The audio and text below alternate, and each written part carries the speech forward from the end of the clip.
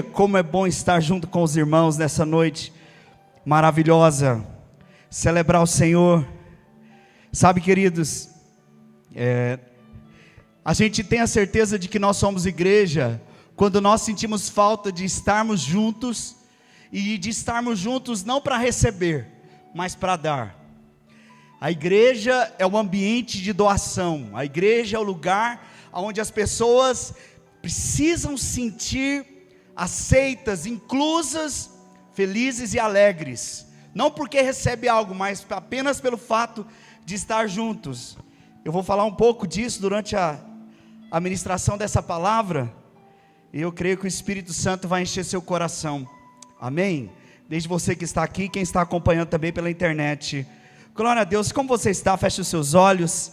Espírito Santo, nós te damos liberdade nesse lugar. Como é bom podermos nos reunirmos na liberdade do Teu Espírito, de podermos Te adorar, Senhor, na certeza de que nós somos Teus filhos, e não porque merecemos, mas porque nós temos certeza que somos amados. O Senhor provou o Seu amor por nós, o Senhor deu tudo para quem não merecia nada, não merecíamos, e o Senhor se entregou completamente, e o Senhor levou tudo aquilo, ó Deus, que constava de dívida contra as nossas vidas. O Senhor encravou todas elas na cruz do Calvário, e porque cremos no Senhor, Tua palavra diz que fomos feitos justos, e tudo aquilo que vivemos é por causa dessa justiça nos concedida gratuitamente pela cruz do Calvário.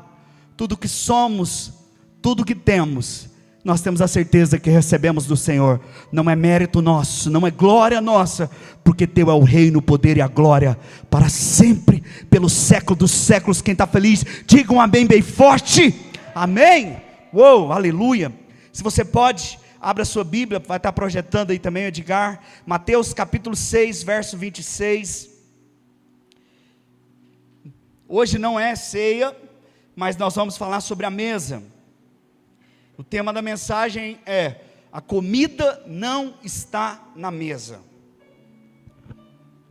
Mateus 6, verso 26, não vou ler todo o contexto, tem muitos versículos aqui, eu vou citar apenas, para quem às vezes está anotando, mas também está sendo gravado, e também quem está em casa, se quiser anotar. Mateus 6, 26, o contexto é a mesa, é a ceia. Verso 26, diz: enquanto comiam, Jesus tomou o pão, deu graças, partiu-o e o deu aos seus discípulos, dizendo: tomem e comam, isto é o meu corpo. Amém, queridos? Glória a Deus. Esse momento é um momento histórico. Numa das flyers que eu divulguei essa semana, é bem dentro desse contexto, é Jesus, aquele quadro famoso, Jesus na mesa com os discípulos, repartindo o pão. Para quem é detalhista, eu fui intencional, não sei se alguém reparou, mas Jesus está na mesa, naquela imagem. Eu não sei se o autor é Leonardo da Vinci, se alguém souber aí me avisa, mas não sei, né, o pintor daquele quadro, se ele foi intencional. Quando Jesus está nesse momento partindo o pão, se você reparar bem, os discípulos, ou pelo menos naquele quadro, o olhar dos discípulos não estava para a mesa, o olhar de quem estava na mesa estava fixado em Jesus.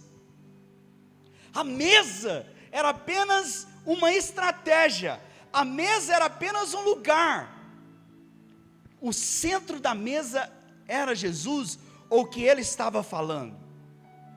E o alvo da minha mensagem, como eu falei, a flyer foi intencional, é de mostrar para você que a comida não está na mesa, está por trás dela, e de quebrar paradigmas construídos por uma cultura que vem sendo aí praticada por muitos anos. Porque se eu falar em mesa, o que você pensa? Menino, vem sentar na mesa, automaticamente o que você pensa? Comida. E não deveria ser assim, queridos, porque quando nós pensamos em comida, nós pensamos em nós primeiro. Por muito tempo, mas eu creio que somente até hoje, a mesa foi tido como lugar de saciar-se, de saciar os seus desejos, a sua fome. E muitos, então, buscam o estar na mesa apenas para resolver um problema, o seu problema. Qual é o seu problema? A fome. A fome. E falar em mesa é pensar em comida para minha satisfação. E isso é o que está impresso na sua e na minha mente, por causa dessa cultura que fomos criados. Mas nós sabemos que nós somos cristãos, e nós fazemos parte de um reino superior, e de um reino que tem uma cultura, que não é religião, que não é religiosidade. Existe uma cultura que deve ser praticada, ou pelo menos deveria ser praticada por nós cristãos, porque nós somos de um outro reino. O fato de você entregar a sua vida a Cristo não é porque você mudou de religião, não é isso que nós ensinamos, porque não é isso que Jesus e os apóstolos quiseram ensinar.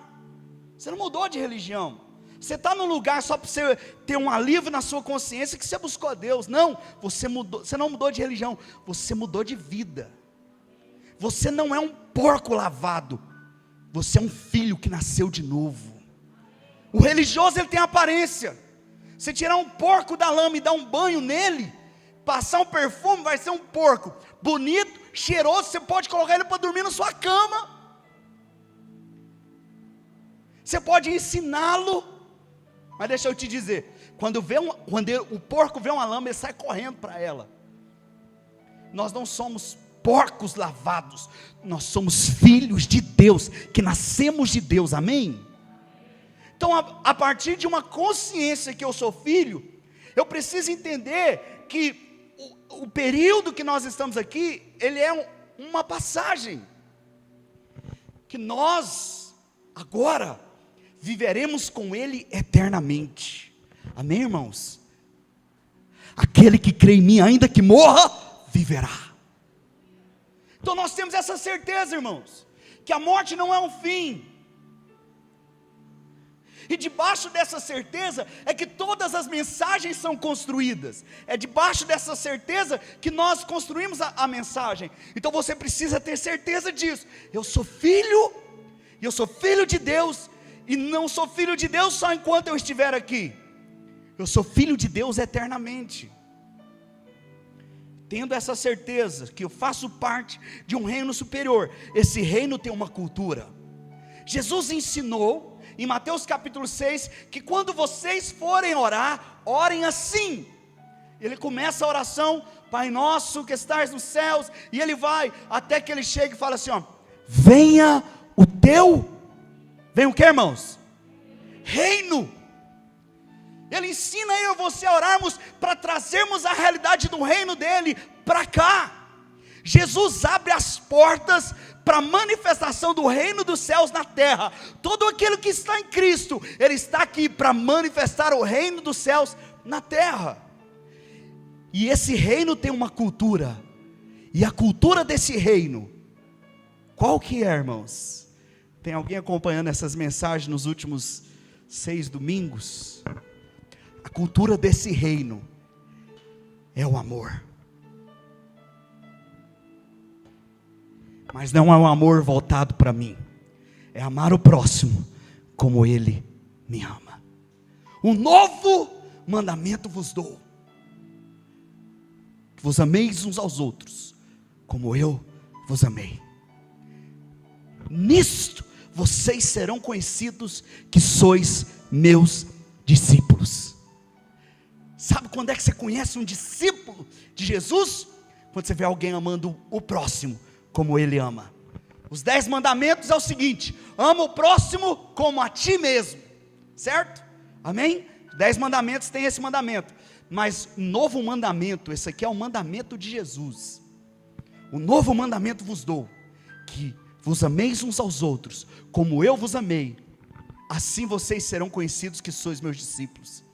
A igreja é um ambiente onde nós amamos uns aos outros como ele nos ama, e não como você se ama. Porque amar como você se ama, você pensa em você primeiro. Mas amar como ele ama é pensar no outro primeiro. Pasme, Jesus falou isso: nesse contexto de Mateus 26, quando eles estavam na mesa. Judas acaba de levantar, e ele vai então denunciar Jesus aonde ele estava. Quando Judas sai, Jesus fala: agora sim, eu posso dizer para vocês, um novo mandamento vos dou. É num ambiente de mesa que tudo isso acontece. Sabe, amados, o ambiente da mesa não é um ambiente onde eu penso em satisfazer a minha necessidade. A mesa tem um propósito maior. O alvo da mesa é você ser o alimento, é você ser a comida, é eu ser o alimento. Ao sentar na mesa, nós devemos sentar na mesa com a mentalidade de que eu sou alimento para a minha família. Vamos falar sério, irmãos. Quantos negócios não são fechados em uma mesa? Sabe o que eu lembrei? Minha esposa deve estar assistindo. Primeira vez que eu saí com a Andréia, a primeira vez que eu chamei ela para sair, a gente foi para uma pizzaria. Adivinha onde nós sentamos? Numa mesa.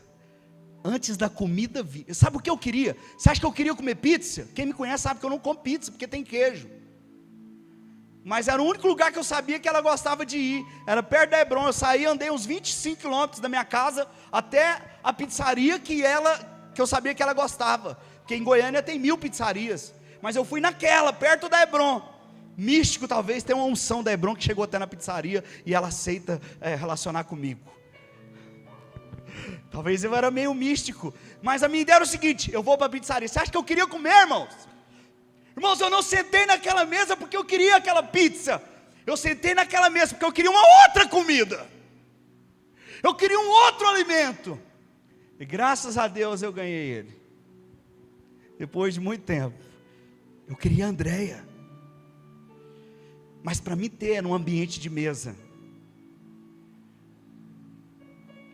que o Espírito Santo alargue seu entendimento nessa noite, irmãos, porque eu não sabia por onde começar essa mensagem essa semana, por tantas coisas que foram enchendo a minha mente, só sobremesa. Não é sobremesa de sobremesa, tá? Quem está com fome, só sobre o assunto sobremesa. Por incrível que pareça hoje, então os meninos não ficou lá em casa, na hora do almoço eles não estavam lá em casa, e eu e minha esposa, nós almoçamos só eu e ela, e ficamos ali depois do nosso almoço, ela nem percebeu, e eu também não, só depois, 1 hora, ela alimentando de mim, e eu alimentando dela, dos sonhos dela, dos projetos dela, eu falando os meus. A melhor coisa, irmãos, é estar na mesa.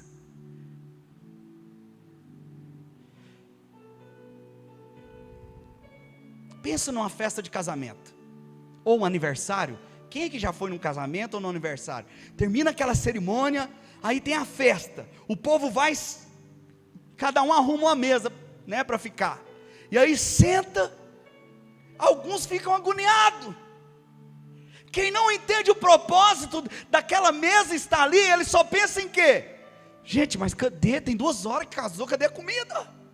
Ele está pensando em quê? No seu bucho, no seu ventre. Ele senta ali com a finalidade: eu vou comer. E ele fica esperando, e começa a reclamar: quando é que vai servir os docinhos? Ele está pensando nele. Ele não despertou que ele está numa mesa, e que ele pode ali, talvez 4, 6, 8 pessoas. Irmãos, quem já teve essa experiência sabe o que eu estou falando. Irmãos, a gente ri, a gente brinca, a gente nem lembra da comida. Eu vejo, irmãos, repara, tem casamentos que os caras nem levantam para ir pôr comida, eles estão lá rindo. Eles nem lembram, não é porque bebeu vinho e cerveja demais não, é porque está tão boa a conversa, a comunhão está tão boa. Vamos falar a verdade, irmão, quando a gente encontra, é estratégico chamar os irmãos para casa. Tá bom, a gente chama os irmãos para casa da gente, mas chama normalmente para quê? Para comer, não é verdade, irmãos? Fala a verdade. Crente gosta de comida, mas na verdade a gente não gosta de comida, irmãos. A gente gosta da mesa, a gente gosta de estar junto. A gente gosta de ouvir um ao outro, porque quando você está ouvindo um ao outro, você está alimentando dele. Quantas ideias, quantos conselhos, quantas coisas que não foram ouvidas num ambiente de mesa, e que mudou muita coisa na sua mente, e que você saiu animado, talvez você chegou chorando, e saiu tão leve. É porque gostoso não é comida, gostoso é alimentar-se um do outro.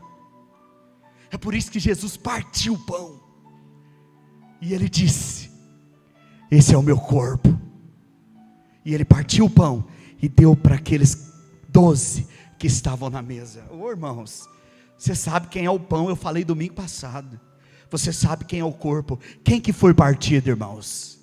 Se o pão é o corpo, a igreja é o corpo, nós somos a igreja, nós fomos partidos, nós somos alimento uns para os outros, irmãos. Os coach, eles eles fazem palestras, e chegaram à conclusão que network é a maior ferramenta para prosperar. Fala a verdade, você conhece essa igreja, você conversou com alguém, você talvez está no negócio que você está envolvido, porque alguém às vezes te ajudou. Então o network é o feedback, é conversar um com o outro, aprender um com o outro. Isso os coaches falam, mas nós sabemos pela palavra. Jesus já deixou isso claro, queridos. Quando você sentar na mesa, não pense em se alimentar primeiro, pense em ser o alimento de quem está naquela mesa. O que eu posso ser de alimento para os irmãos?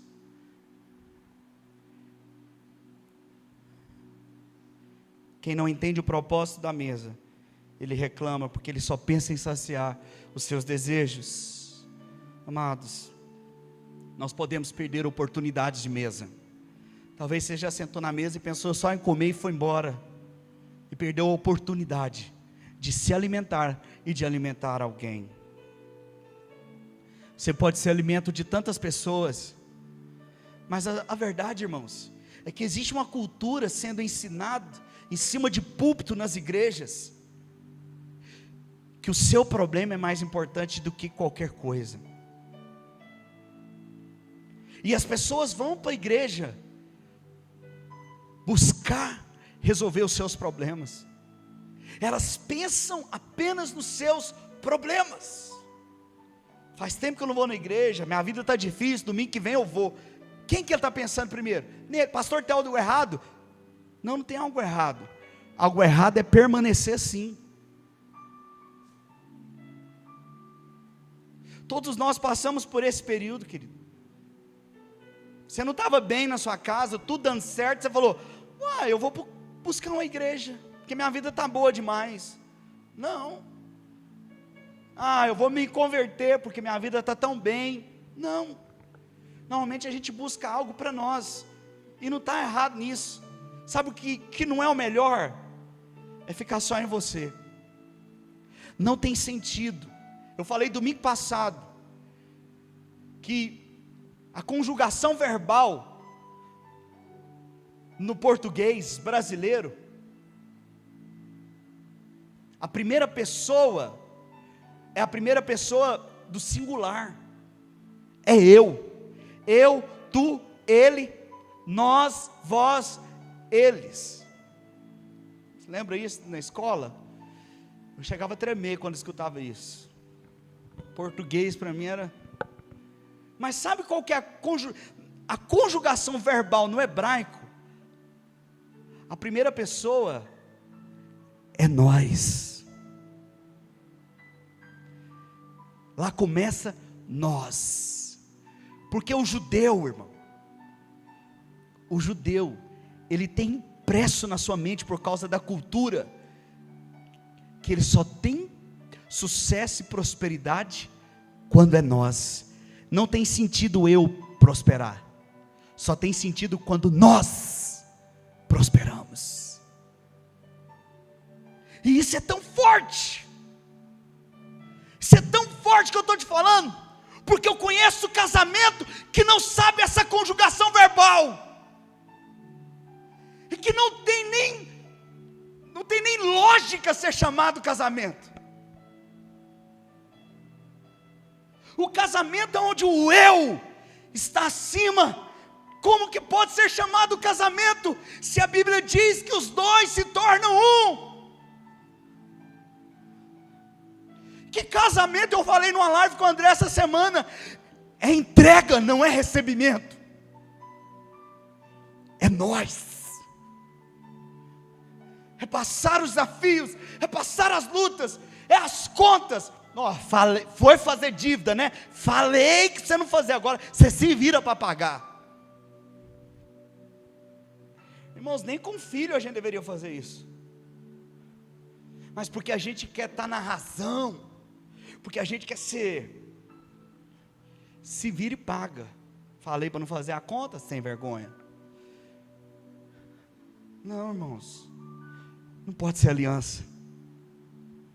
Aliança é contigo, eu estou contigo. Se é na saúde, se é na doença, é na dívida, é na prosperidade, é na riqueza, é na pobreza. Você errou, nós erramos. Você acertou, nós acertamos. É nós, irmãos. É entrega. Não há como. Presta atenção que eu vou te falar. É impossível você não prosperar, você honrando o outro primeiro. Impossível não prosperar quando você honra o outro primeiro. E o ambiente da igreja, ou pelo menos aqui nós falamos, não é eu. Qual que é a frase que nós andamos falando aí? É nós. Eu não sou igreja, nós somos.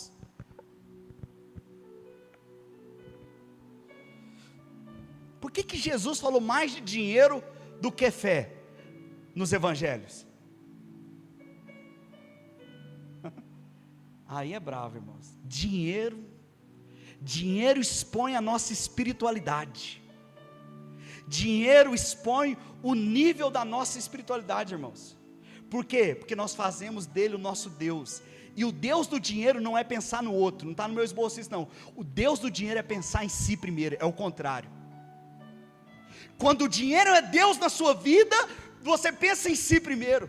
Quando o dinheiro se torna, quando é mamon, é um espírito que está por trás, quando ele se torna então um Deus da minha vida, é quando eu faço para mim, pensando em mim. Por isso que é um grande teste, irmãos, dinheiro.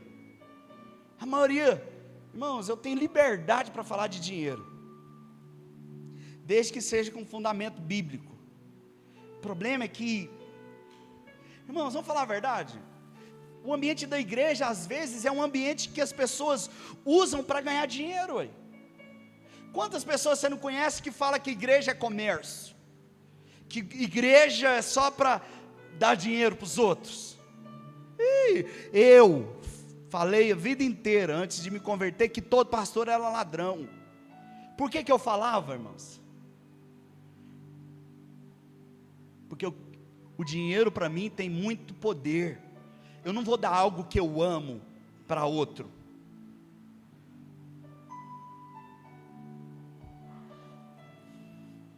Dinheiro nos trava. O dinheiro é para resolver o meu problema. Dinheiro não é para resolver o nosso problema.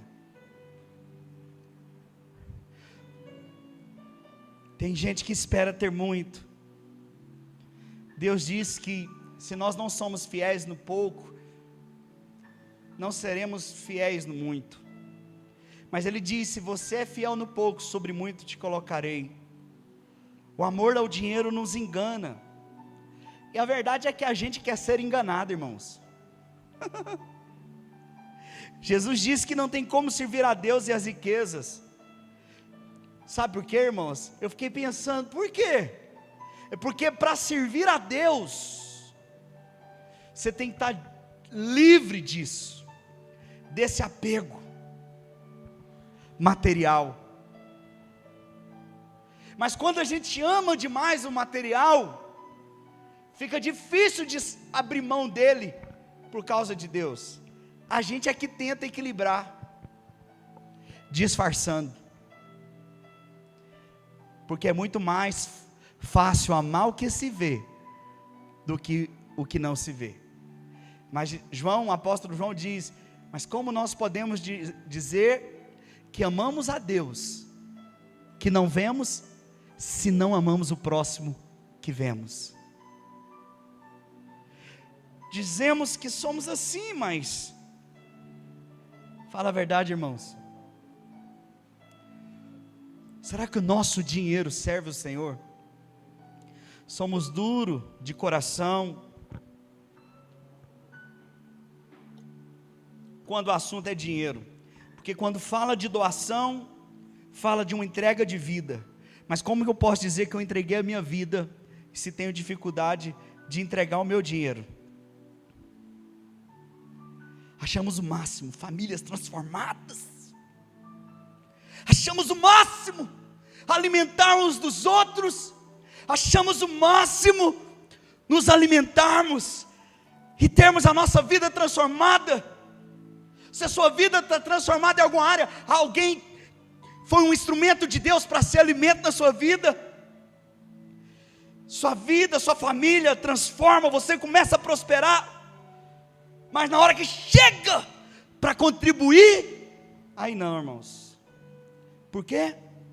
Porque a gente pensa na gente primeiro. Eu penso em mim. Eu quero o alimento, mas não quero ser o alimento. Deixa eu te dizer algo, querido. Para ser igreja, nós temos que ser o alimento. Romanos 8,19 diz que a ardente expectativa da criação aguarda a revelação dos filhos de Deus. Itaberaí está gemendo. Tem jovens gemendo. Tem casamentos gemendo. E a igreja estava doida para estar dentro de um prédio reunindo, pensando nela mesma. Nós não. Nós queremos ser os filhos de Deus que se revelam nessa cidade, para ser um alimento para essas famílias, para ser um alimento para esses jovens. Nós não estamos aqui pensando no nosso umbigo, porque isso não é cristianismo, irmãos. Não pode ser de Jesus pensar em mim primeiro, ou pensar mais em mim. Sabe por que você é espetacularmente amado, justificado? Para que você saia para amar outros. Porque eu tenho certeza que uma das maneiras que você se sente amado é por causa de alguém que é um instrumento de Deus na sua vida, e você nem percebeu que ele é um alimento que Deus deu para você se alimentar, para conhecê-lo. Tem alguém me entendendo aqui, irmãos?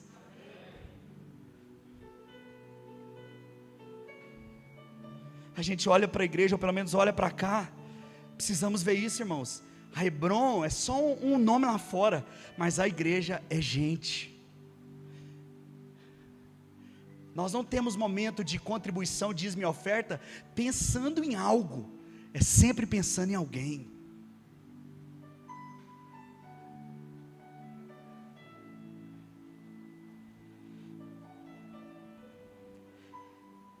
Quando você for contribuir com seus dízimos, com oferta, sei lá, veja com esses olhos.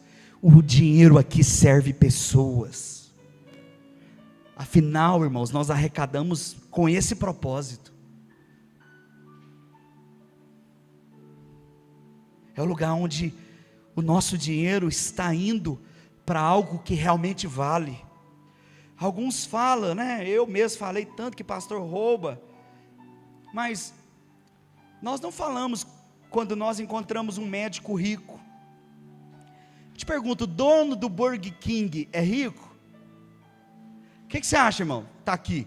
Dono do Burger King é rico ou nós precisamos lá dar uma ajuda? Ele é rico, não é? Pouco mais que eu.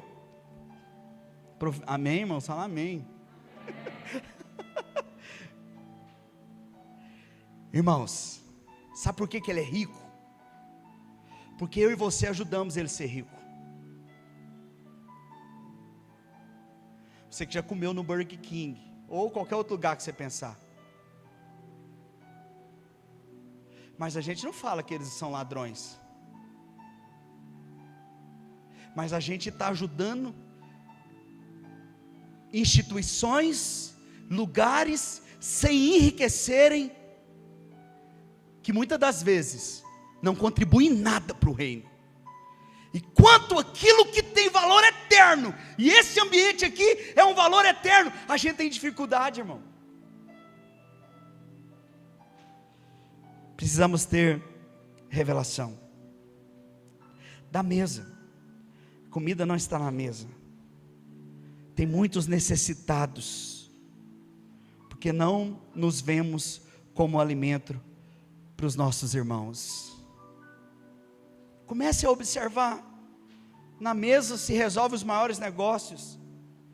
No verso 25 de Mateus 6, Jesus chega, Judas fala assim, não, mas não sou eu, e Jesus fala, é você, Judas. E eu penso que se eu estou nessa mesa, eu vou para cima de Judas, irmãos. O cara acaba de falar que vai trair Jesus, eu fiquei pensando, sabe o que estava acontecendo naquele momento? O ambiente era da mesa. Provavelmente Judas falou, não vai ser eu, né, Jesus? E Jesus falou, vai logo, Judas, fazer o que você tem que fazer, é você mesmo. Aí eu falei, por que os discípulos não falam nada? Amarra Judas e dá um sanfonão, ou expulsa o demônio, sei lá, vocês... Sabe por quê, irmãos?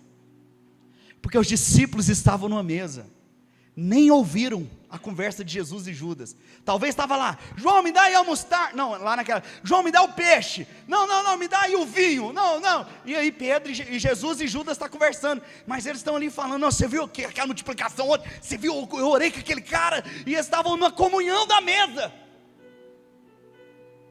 Irmãos, eu tenho clareza disso no meu espírito, por isso que eles não ouviram Judas falar, o Jesus falar que era Judas que iria traí-lo. Na mesa se constrói relacionamentos, provavelmente como foi comigo, talvez foi assim com você, começou numa mesa.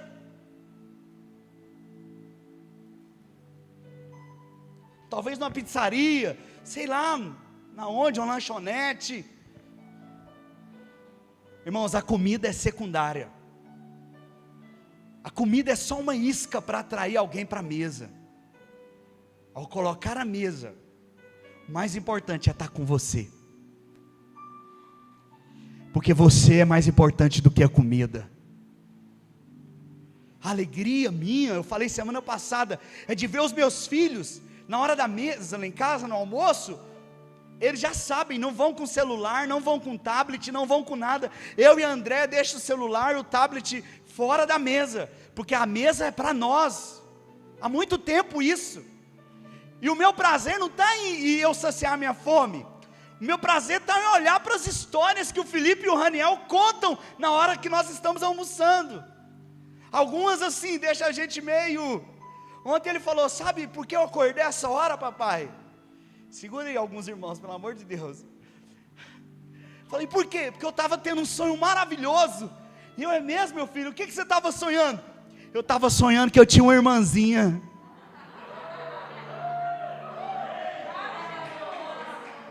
Falei, meu filho, isso não é sonho, é pesadelo. Meu Deus. Olha o Raniel, irmãos, cada sonho que o menino tem, né? Tá vendo, irmãos? Por isso que eu falei, segura, irmãos, que eu já sei como é que é a tropa. Irmãos, olha os assuntos que saem na mesa, irmãos. Olha, e eu e a Andréia engasgamos. Calma, menina, o que foi? Vamos conversar de outra coisa. Irmãos,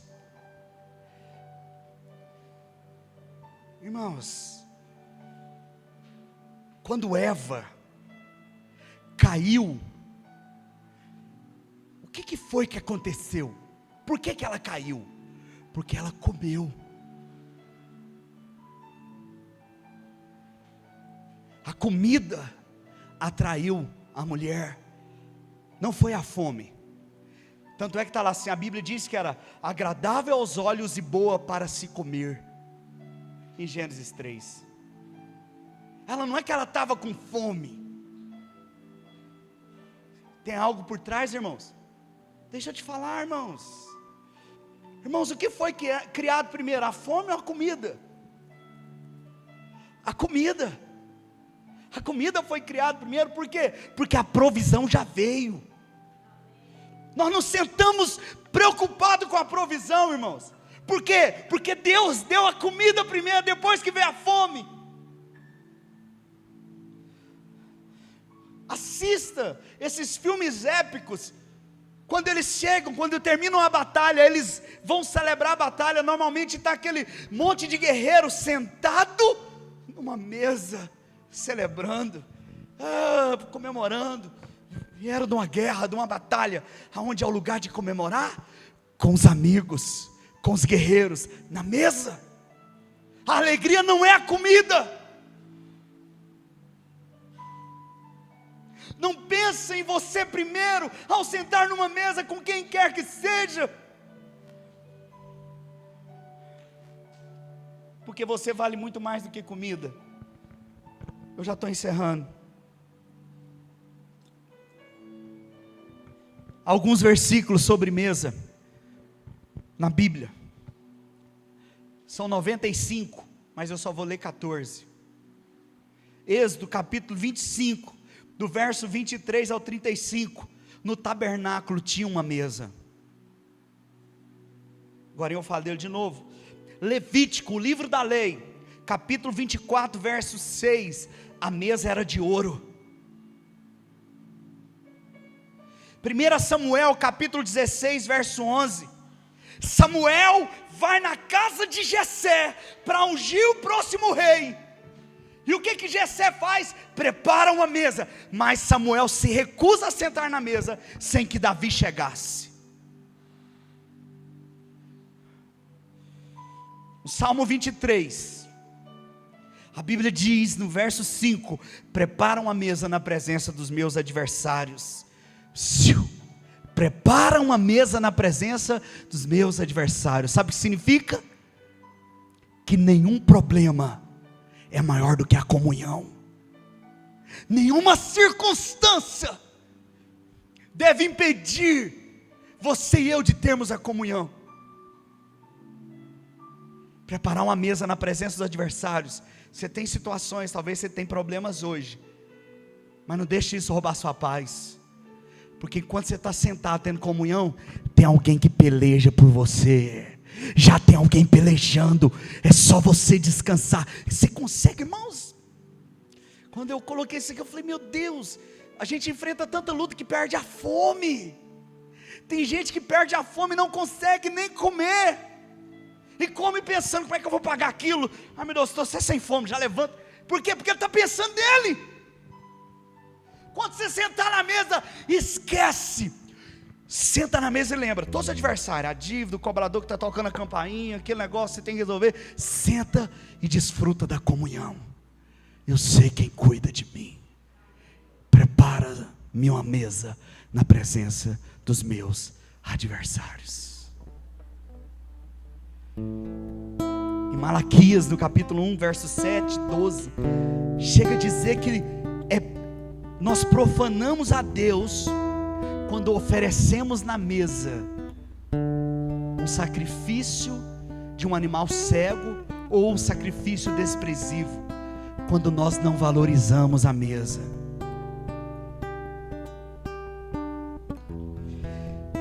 Em Mateus 9:10, Jesus come com pecadores aonde? Na mesa. Porque o problema não estava na comida. Por que os fariseus estão brigando? Mas peraí, Jesus, quem é esse que se assenta na mesa de pecadores? É isso que os fariseus religiosos estão falando. Peraí, o cara está andando com esses pecadores aí? Não era por causa da comida dos pecadores, era porque quem estava sentado com ele.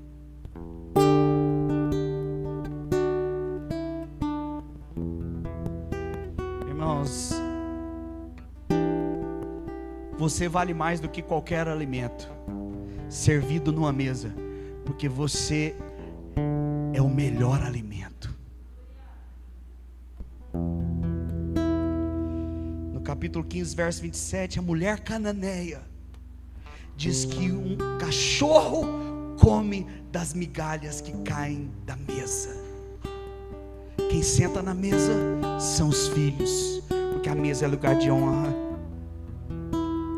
A parábola das bodas de Caná, alguém está numa mesa, fiquei vendo, falei, gente, Mateus 22, 11, da mulher cananeia, Mateus 15, 27, em Mateus 22, 11, diz que, então, você conhece toda aquela história das bodas, vai, chama aí os aleijados, os que estão à beira do caminho, e traz para que entram na minha festa. E de repente a festa é sentar numa mesa. Aí tem alguém com uma veste que não é uma veste nupcial, e aí o Senhor, dono da festa, manda que se retire aquela pessoa, porque na mesa é um lugar de honra. Na mesa é um lugar de honra. Em Marcos, no capítulo 14, verso 3, Jesus está numa mesa quando a mulher derrama sobre a sua cabeça o perfume. É porque na mesa não temos reservas, não há lugar para fazer contas. A mesa é lugar de doação. E no João capítulo 12, depois da ressurreição de Lázaro, no capítulo 11, verso 12, Jesus vai comer na casa de Lázaro e das irmãs Marta e Maria, e de repente outra mulher, então também chamada Maria, derrama um perfume caríssimo aos pés de Jesus e começa a enxugar com os cabelos. Sabe aonde Jesus estava? A Bíblia diz que ele estava numa mesa. Você não reparou, mas toda vez que você senta na mesa, é uma maneira de você adorar o Senhor. Quando há essa comunhão.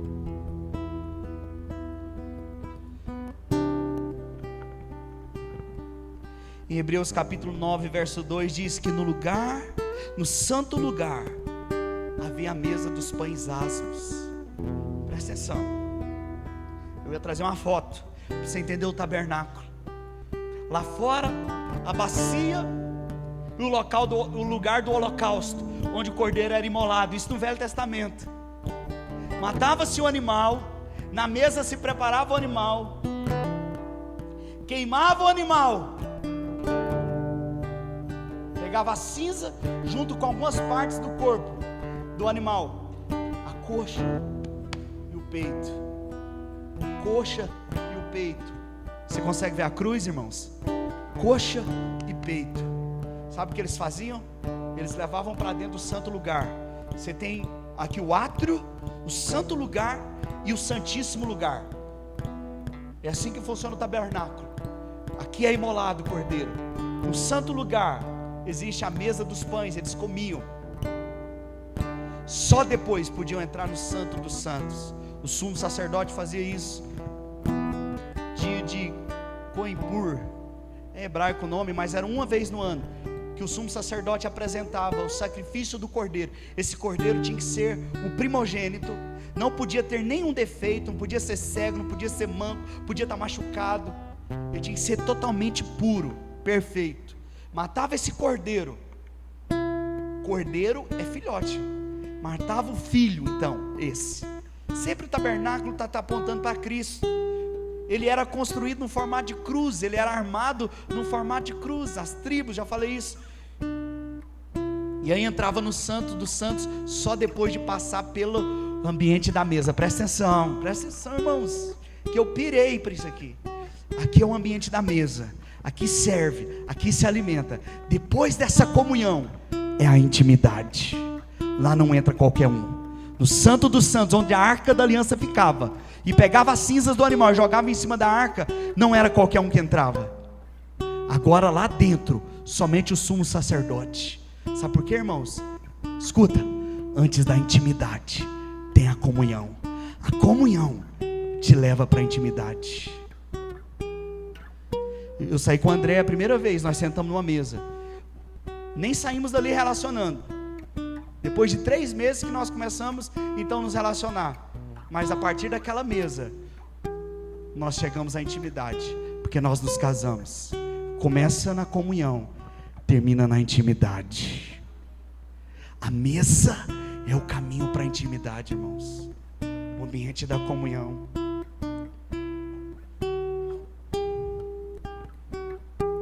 Coloque-se em pé.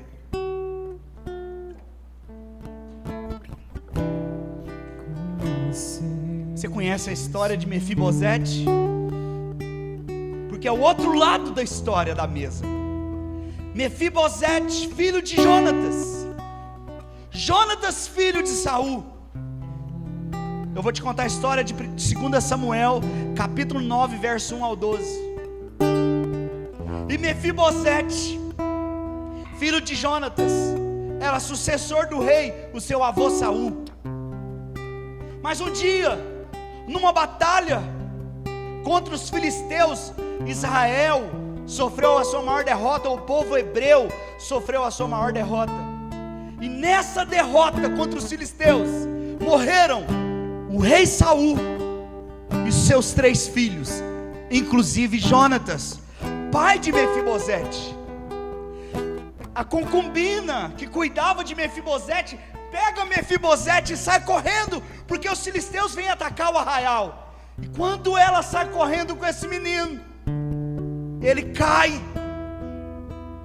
E a Bíblia diz então que ele sofre um acidente tão grave que ele fica manco, ele perde o controle de parte das suas pernas, aquela criança. Você conhece a história? Davi, um pouco mais à frente, é levantado rei de Israel. E um dia, aí aqui é o texto, Davi fala: existe alguém da casa de Saul para que eu possa agir com bondade? E alguém diz: ei, tem um rapaz que vive em Lodebar, o nome dele é Mefibosete. Davi manda chamar esse menino, que provavelmente por causa da sua deficiência nem tinha casa para morar, não morava com a sua família porque não podia. Alguém deficiente era alguém amaldiçoado. E Davi chama Mefibosete e fala: você vai sentar comigo na mesa, e eu vou te dar terras, eu vou te dar servos que vão servir você da melhor forma.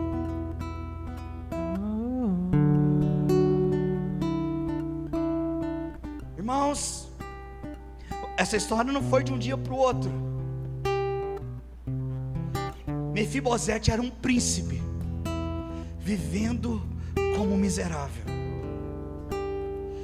Eu já falei tanto isso, irmãos, eu não consigo olhar para a cruz, irmãos.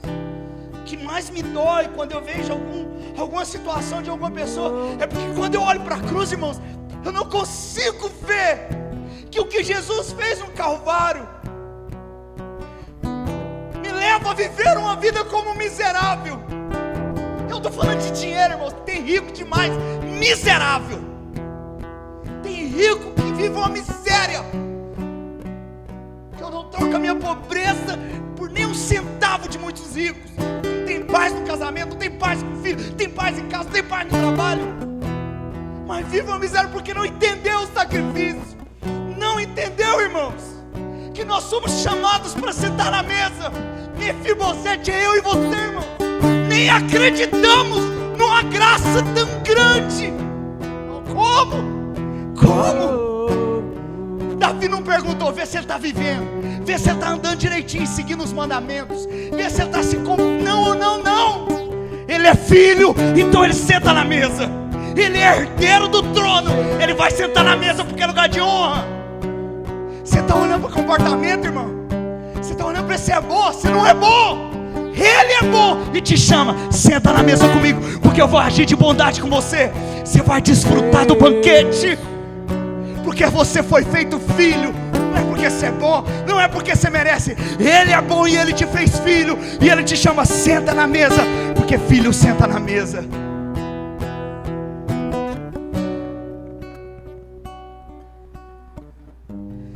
Mefibosete é a nossa história diante de Deus. Nascemos para reinar, mas muitas vezes vivemos uma vida miserável.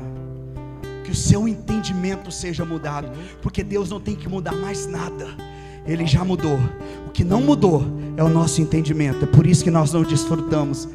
Que a partir dessa noite o seu entendimento seja mudado, para que você possa desfrutar dessa mesa em que o Pai te colocou. Você está sentado à mesa. A mesa, querido, a mesa não dá para ver suas pernas. Quando você senta na mesa, não dá para você olhar para você.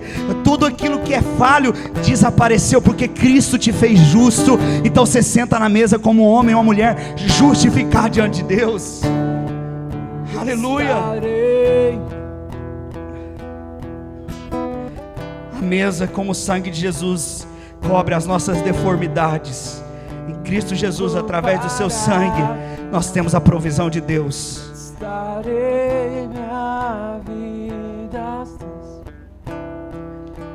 Passe a comer na mesa a partir dessa noite, tendo essa certeza, querido. Em João 6,57 diz assim: assim como o Pai que vive me enviou, e igualmente eu vivo pelo Pai, também quem de mim se alimenta, por mim viverá. Quem de mim se alimenta, por mim viverá. Uma das maneiras de se alimentar de Cristo é se alimentar de nós, porque nós somos o corpo de Cristo. Estou aqui nessa noite para ser um alimento de Deus na sua vida, para que você se alimente dele através do que eu estou falando, porque quem se alimenta dele, por meio dele viverá. Que você possa viver por meio de Cristo a partir dessa noite. Feche os seus olhos, você que está aqui, se você pode, você que está em casa, feche os seus olhos. Deixa o Espírito ministrar com você agora, rapidamente.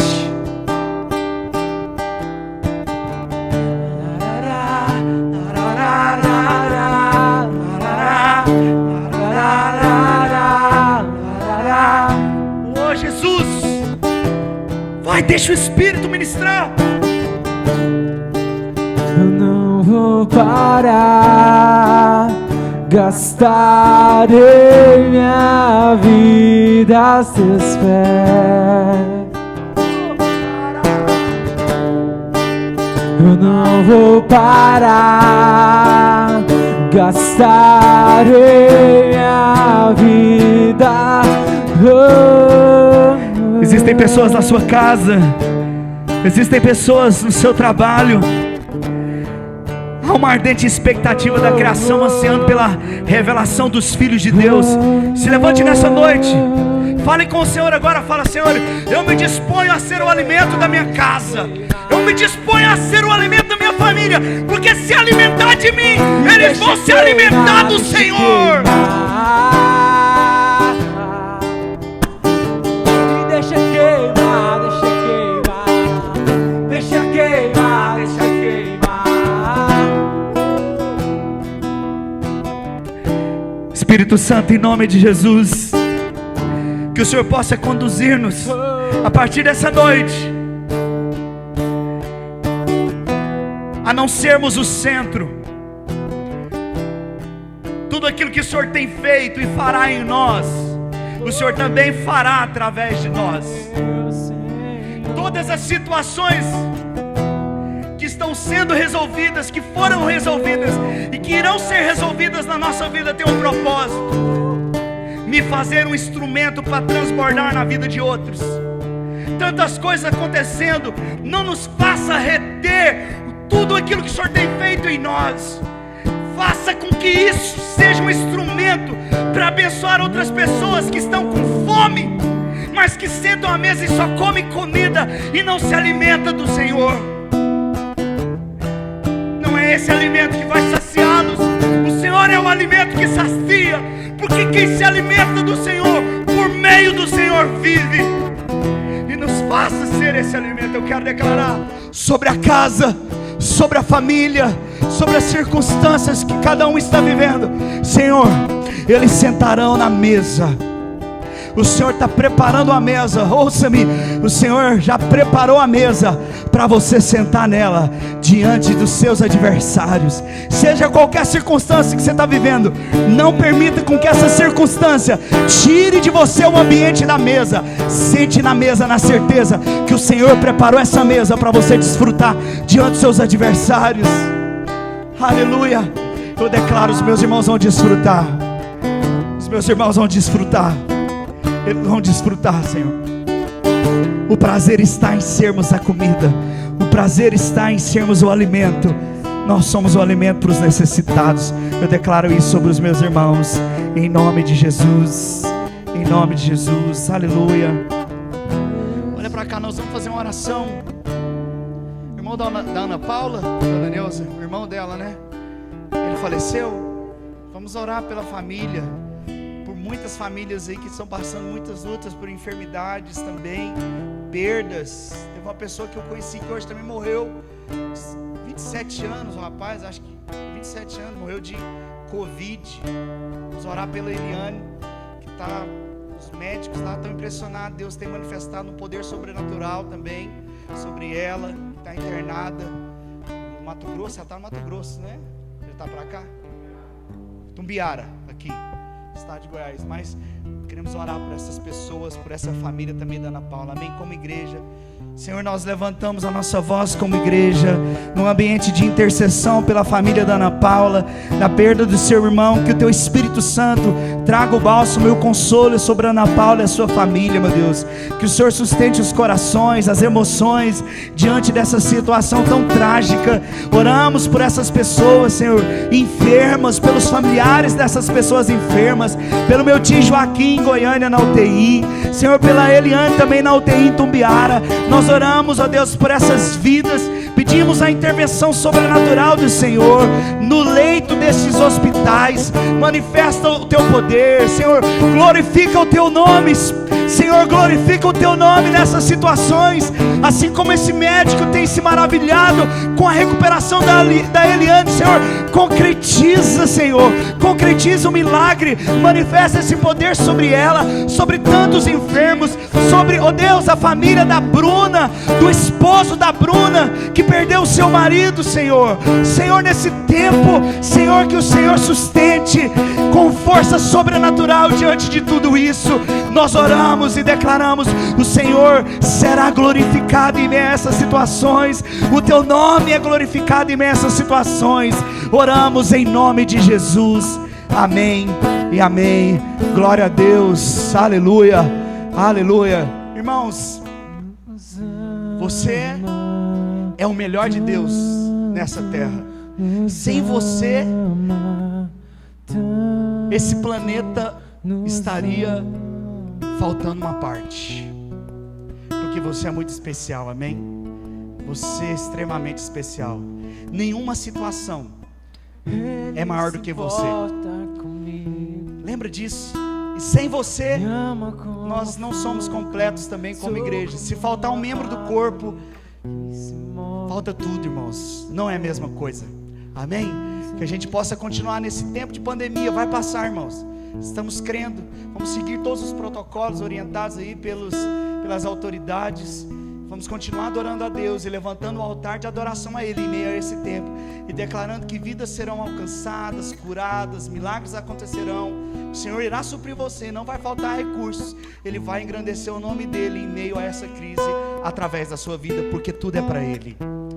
Você é uma bênção, amém? Você pode pelo menos falar por uns 10 irmãos: você é o melhor de Deus. Pelo menos para as 10 pessoas antes de ir para casa. Que a sua semana seja extremamente abençoada. Deus te abençoe, querido. Sua semana seja espetacular, para a glória dEle, para a glória dEle. Aleluia, aleluia. Tanto nos ama, tanto nos ama, tanto nos ama. Ele é nosso galardão e nós somos sua porção, atraídos para sua redenção. Se tua graça é um oceano,